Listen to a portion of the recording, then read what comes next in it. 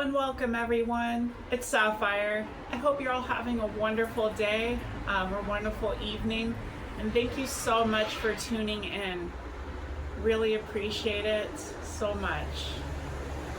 Namaste. So I'm here today to talk to you all about toxic positivity and other toxic traits and problematic issues within the New Age spirituality community. But I'm really here just to provide my own take on this as someone within the broader community of spirituality, because there have already been plenty of great videos on this subject, and I'd like to just credit Anna's Analysis. That's the channel name, Anna's Analysis. I'd like to credit her video, My Problem with New Age Spirituality, for inspiration for this. I was inspired to give my own take on this subject. I'm sure this will not ruffle any feathers at all. Just know that I do this out of love. And content warning, I will bring up mental illness in a sensitive and science-informed way, not in any gory detail, but also another disclaimer, I'm not a mental health or physical health, for that matter, expert at all, and I don't have any chronic or diagnosed conditions myself. I'm just trying to present this information as it pertains to mental health and physical health, as far as that goes. I'm trying to present that in a loving, sensitive, and science-informed way. Okay? All right. Admittedly, I did choose an interesting time to talk about this, with the full moon in Libra happening right now, and quite a bit of hype going on about it, including from myself. But there's truly no time like the present, and there's no bad time to talk about this. There's truly no bad time to talk about having a healthier relationship with spirituality itself, and with ourselves and others, and with science and mental and physical illness and well-being. As I have alluded to before, I am a believer in the magical, mystical, and sacred unseen world of spirituality. So I have chosen to take time today to both connect with the energy of the full moon and the heavens, and to provide my own unique perspective and critique unhealthy and problematic behaviors within this community.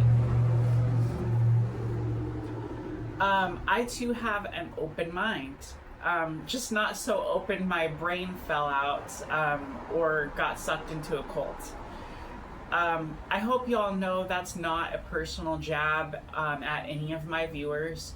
If you are feeling called out, I'm sorry. Just know that it's not personal, and that if you are feeling called out, that may be a sign to take a pause and reflect on why that is.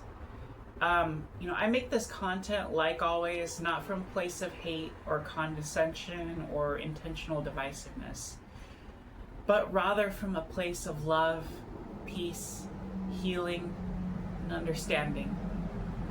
And with that, I'd like to invite you all just to take a moment to comment, and if this content resonates with you and you would like to see more like it, subscribe, turn on the bell, and even donate.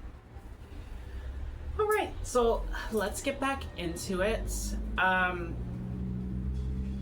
First off, I want to start on the subject of positive thinking / good vibes only, that kind of energy, and the suppression of negative feelings or toxic positivity, and the denial of suffering.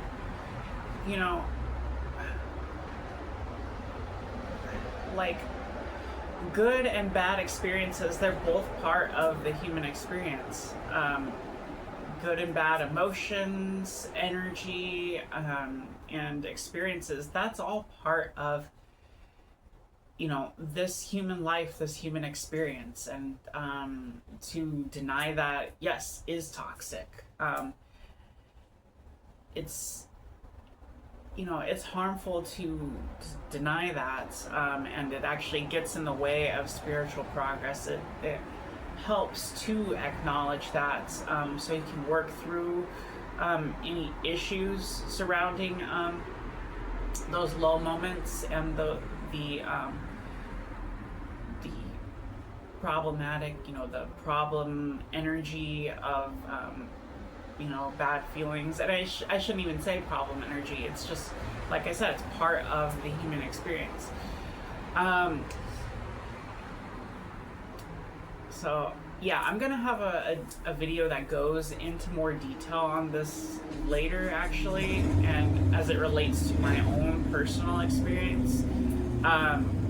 But yeah, toxic positivity is a problem, and it is a problem within the spirituality community. Not wholesale, like it's more of a generalization, and it's like certain groups within the community are like that. And I have to acknowledge right now, my eyes are actually kind of burning right now, and it's not anything emotional. I'm not crying like, oh my goodness, what am I doing? Oh no, it's just my eyes are kind of burning because a little lotion got into them, and I haven't been able to get out of that. Haven't been able to get it out, and then I have my makeup on top of it, just some light makeup, because I didn't want to like really drive my eyes even more crazy, but my eyes are still bothering me. But and that's causing an uncomfortable issue, and I'm acknowledging that. That's part of the that's part of confronting toxic positivity. You have to acknowledge your bad experiences, your uncomfortable emotions, your uncomfortable feelings, and deal with them. And yeah, like, it is causing me discomfort, but I'm just doing the video anyways because I had set that intention that I'm gonna do it. And I'm trying my best not to present like a false facade of being fully happy and fully content. But I am happy. I'm happy to be doing this video for you guys. So that kind of confronts the, sidesteps the discomfort, but it is still there. So, confront your bad feelings, confront your bad experiences, deal with it, and that will help you grow and evolve. It's part of the experience. Like, of course, you don't want to sit in the energy of those bad feelings, and do your best to, calm, center, ground, and heal any wounds or trauma you have. Yes, but calm, center, ground, get to a peaceful state, and move into positivity and love and peace the best that you can in your given moment. And that's just the thing. Do the best you can. Don't try to force something that is not meant to be, or just is not the current reality. Acknowledge your issues and deal with them. A little add-on here, there's certainly no denying meditation, affirmations, and thinking positively can help. At the very least, it doesn't hurt, right?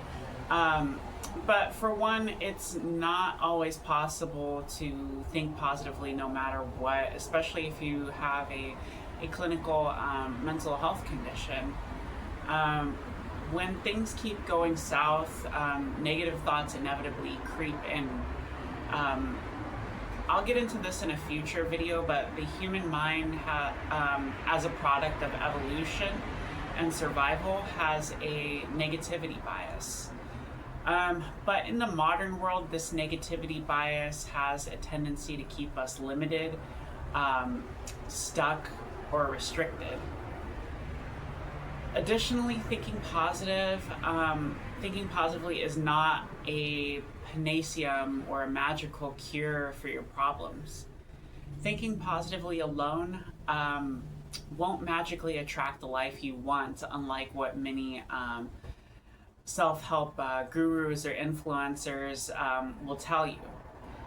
Yes, thinking positively and shifting your mindset helps, but it won't magically produce results in the 3D material world unless paired with a little bit of luck and some gritty realism and a whole lot of hard work. As for myself, I'd be lying if I was not, if I said I was not nervous about my current financial situation. But I'm just doing my best to stay positive in spite of it and believe that I can. I know that thinking negatively won't help my situation, but sometimes what is most needed in life is a reality check. Not pessimism, not optimism, but rather gritty realism, facing the stark reality of life in general and your life in particular, and confronting your problems head on. It's only by confronting one's problems head on that one can get to the bottom of the truth, see your problems for what they are, and develop clear-headed practical solutions to fix your problems.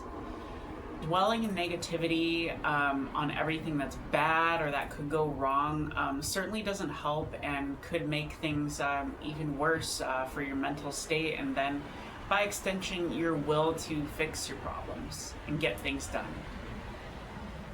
Neutral, stark realism, seeing reality for what it is and confronting it, married with dreaming big and thinking positively, thinking about and being grateful for what you have and for everything that is good, and thinking about everything that could go right, so that you may stay motivated, inspired, and driven as you're tackling your problems and rising above them.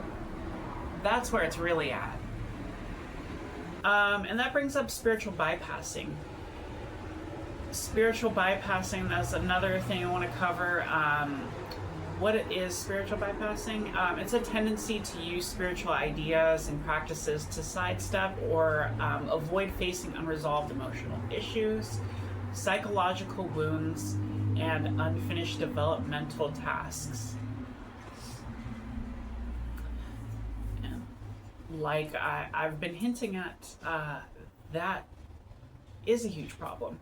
Another problem in the spirituality community, I would say, is to some extent escapism. Using spirituality and opening up your third eye to the world beyond, the astral world, and all that stuff, and meditation and all that. Meditation's great, don't get me wrong. You need a certain amount of it every day in your life, I would argue, but you can overdo it, and you can overdo this energy of escapism. It's perfectly okay to open your mind, open your third eye to these the realities of what's beyond what you can't see, but you can sense and can feel. Nothing wrong with that. But when it gets in the way of confronting your own reality of the 3D world of the here and now, that's a problem. Inevitably, you're going to have to get out of that, ground yourself in the current moment, and face what it is that the day and your life has presented to you, and face the realities of the world, as ugly and gritty as they may at times be. It doesn't do any favors in your life in general, but also in your spiritual progress, no less, to not deal with the current moment and the current issues you're facing. Do you want to manifest abundance and prosperity and happiness in your life? Well, you're gonna have to confront some uncomfortable realities if you're not already living in that kind of world, right? In that kind of reality. If you want to shift to that reality, you gotta start, yes, up here, but you have to make progress here in the physical world in order to set you up for success. All right, and next thing I want to touch on is cure-alls or panacea, such as yoga, meditation, mindfulness, breath work. So those are all great things that can be helpful, but no, they are not panacea. They are not cures for diagnosed mental illnesses or disorders or chronic health problems. Certainly they're helpful from a mindset and mindfulness perspective, and it can really uplift you and balance your energy, yes, but if you're dealing with a chronic health problem, if you're dealing with diagnosed anxiety or diagnosed depression, those are still going to be realities you'll have to deal with. They might help you briefly for a moment, but it's not going to be something that none of these spiritual practices are going to be something that permanently cures any of that. And anybody who's claiming otherwise is sorry, they're lying. They're spreading BS.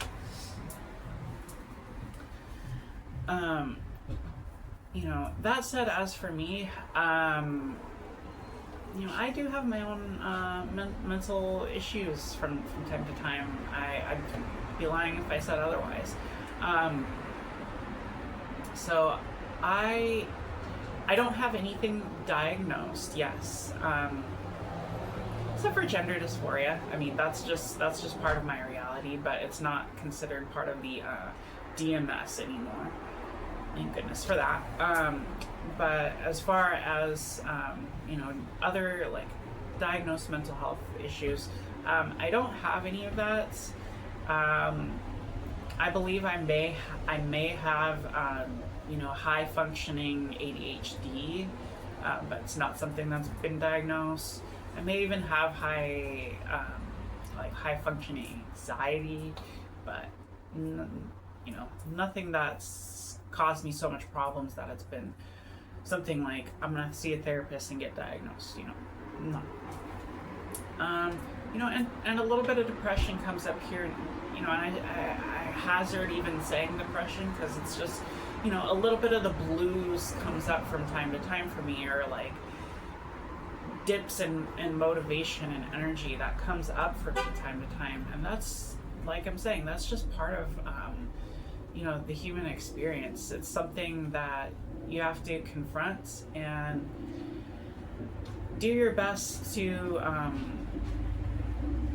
practice mindfulness and take some deep breaths and center yourself in the current moment.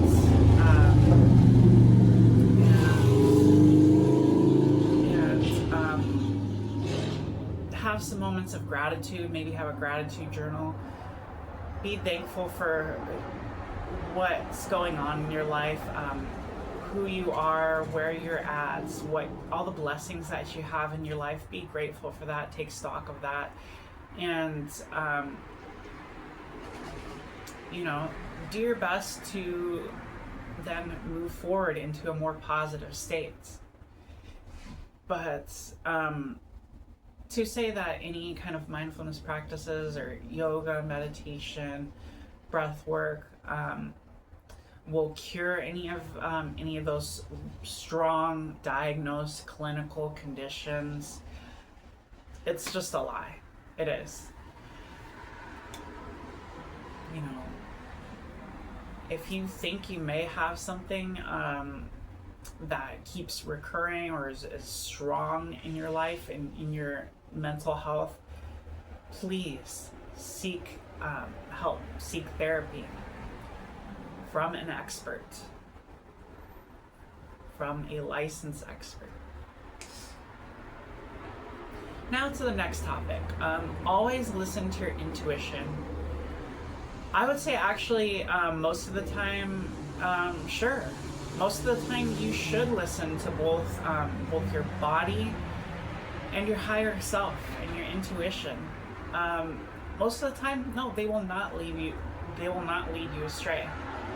You just have to quiet your lower mind, your monkey brain, first in order to truly hear your higher self and your intuition loud and clear without the egoistic mental chatter, clutter, and noise.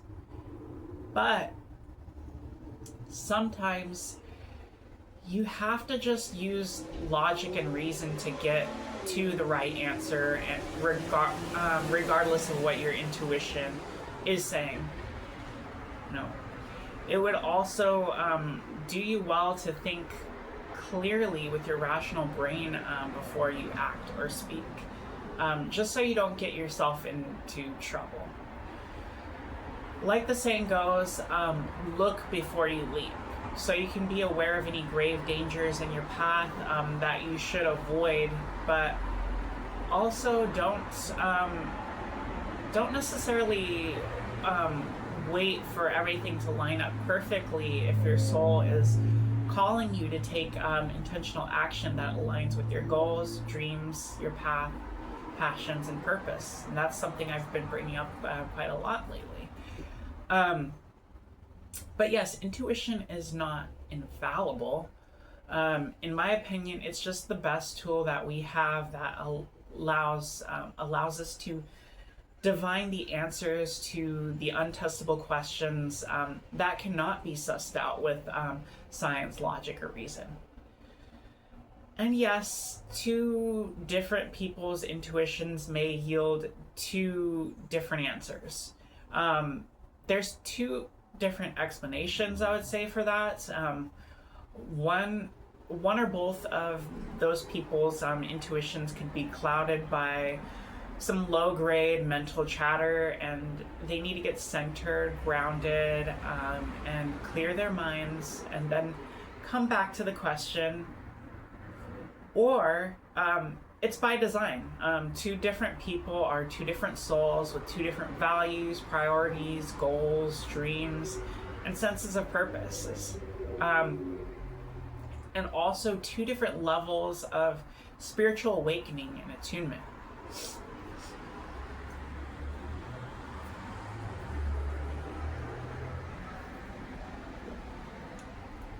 Thanks for bearing with me.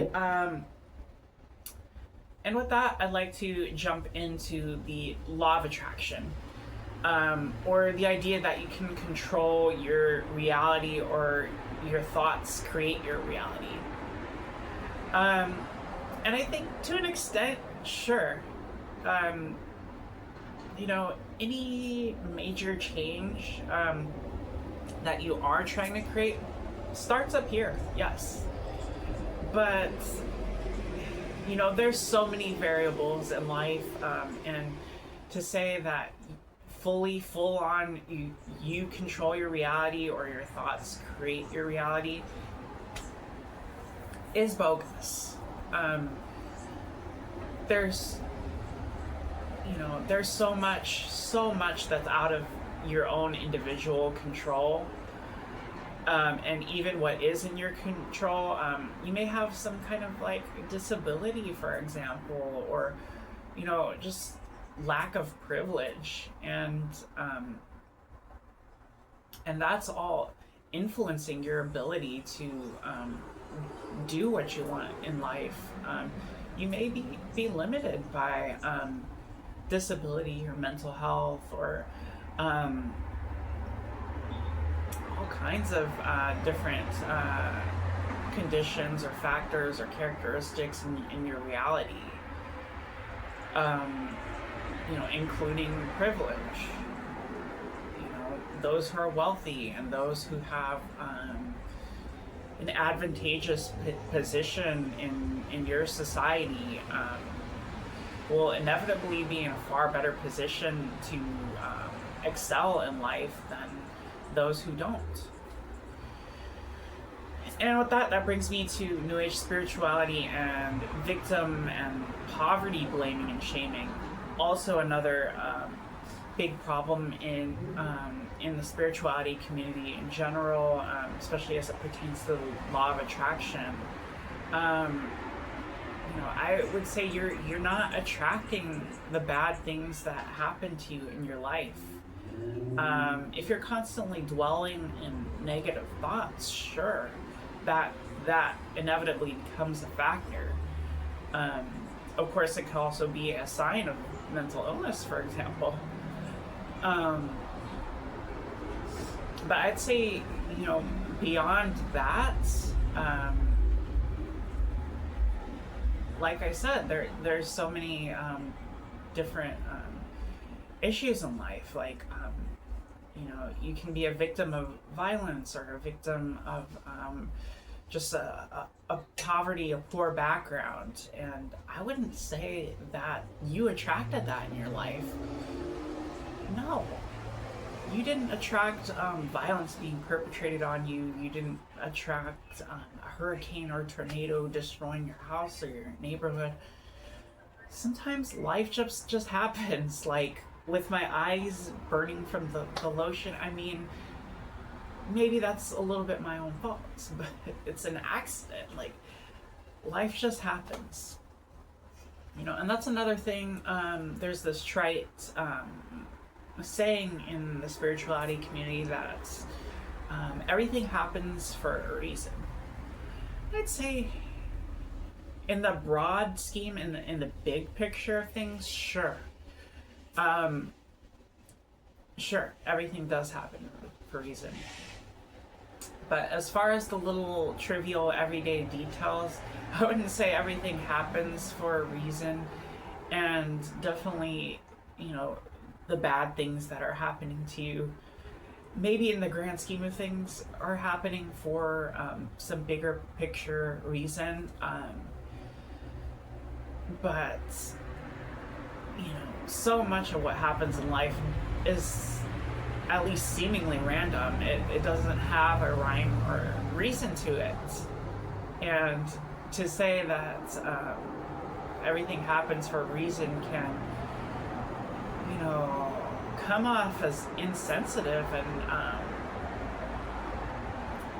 just insensitive and dismissive, and it can be hurtful to people at times. And with that, I like to bring up the idea of karma. Just like, maybe everything happens for a reason in the big picture sense. Karma, if somebody is born into crappy circumstances, or maybe they're born as an animal, or something that is suffering a lot of bad negative experiences in their reality, okay, that may be atonement for being crappy in a past life, but we don't know that. And I would say to blame someone or just dismiss it as, oh, they have bad karma, that's what's going on, and they just need to fulfill that. They need to fulfill what's going on in their life and learn their lessons and move on and improve in life, and maybe they'll have a better fortune in the next life. Sure, that's, you know, I, as someone who does believe in karma, you know, part of my spiritual path is Hinduism, and that, you know, that is karma and rebirth. But just like how a lot of people say only God can judge, you know, only the universe can judge. Only the universe can make that assessment that you have done some crappy stuff in this life, and you're serving that out now, or you will serve that out in the next life. You will do your time to feed well. That's not for us to say. That may in fact be true, but that's not for us to say about any one individual person, and that's yet another way of you know, victim blaming or poverty blaming or victim shaming. You know, in this current moment, you should just be focusing on putting out good energy and you know, working on your actions, your speech, your thoughts, and putting out the best energy possible that you can do in your given moment, in your given reality, and, you know, practicing good deeds, treating people right, loving people, helping people. But don't necessarily do it because you want good karma in for the rest of your life or in the next life. You know, do it because it's good. It's inherently a good within itself. I'd say that's the right reason to do it. But in doing that, yes, you may definitely improve your fortune going forward. What goes around comes around. I mean, I do believe that in the grand scheme of things.